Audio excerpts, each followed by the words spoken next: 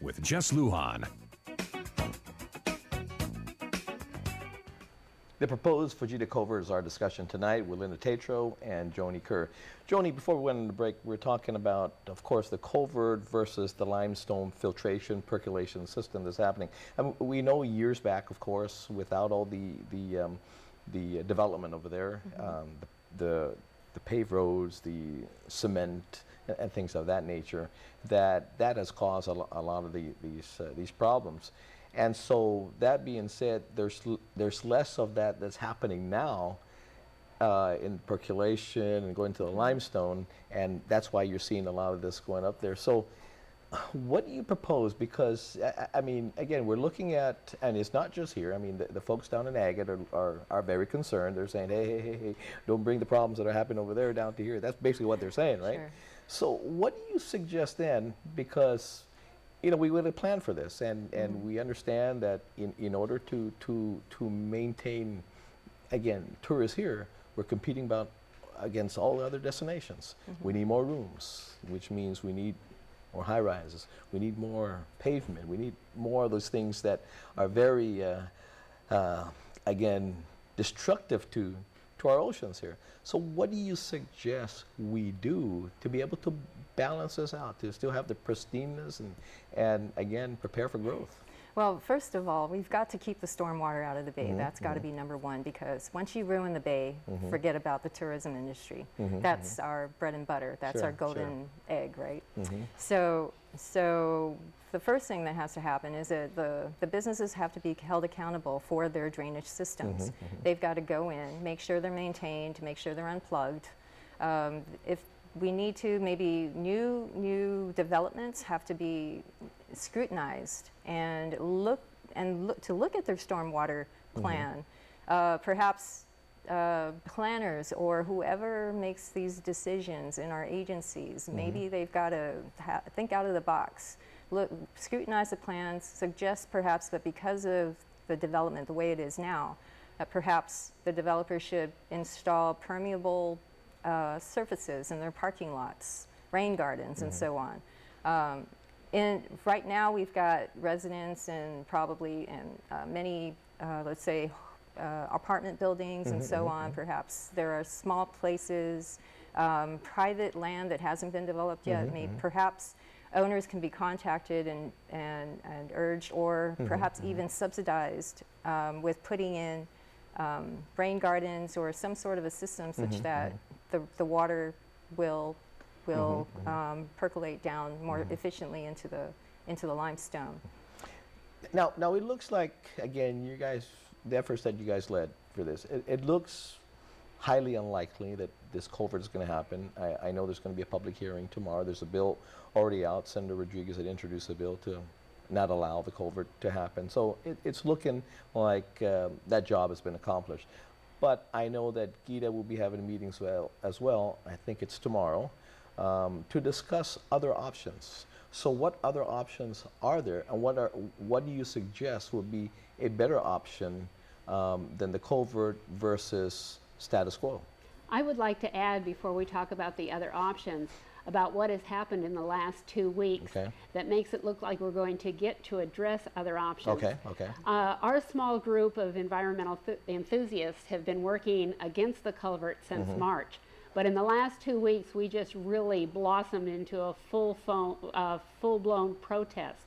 And we got so much publicity for the protest that we had on Friday that a lot of items came out that were putting a stop on the culvert. One is the Guam Environmental Protection Agency said yes, they would have to have permits in order to do this.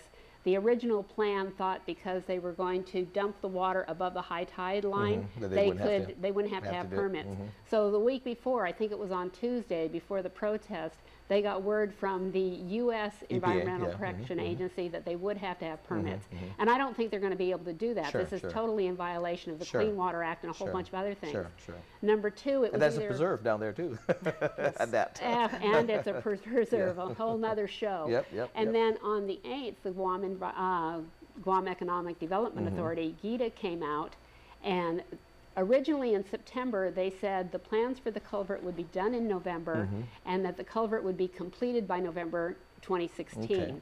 On the 8th, after all this word about all this protest came out, they have a new plan whereby the first year was to develop proposals to mitigate the flooding. And they said, okay, we're done with that. And then we're in phase 2, which is the second year. And we're just going into that, which will be to maintain and improve existing drainage systems.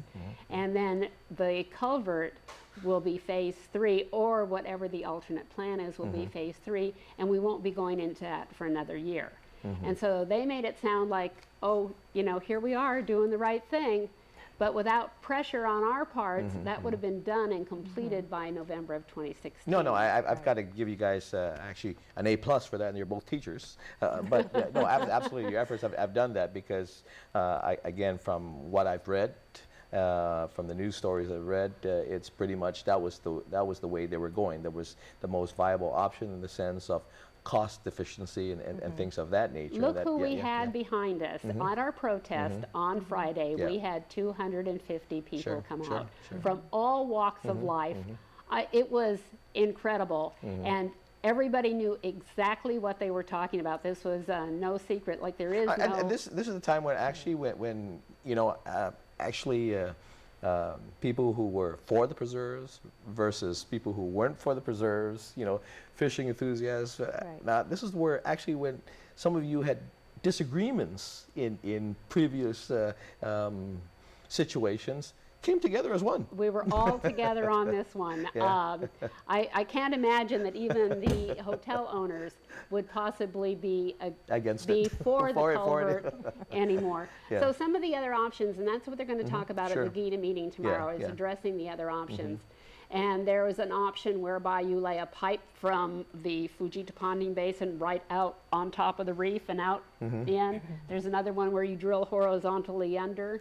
There's others where you pump it up to the Agania treatment plant, the sewer treatment plant, or up to they call it the northwestern one. I'm not sure what the name of that one is.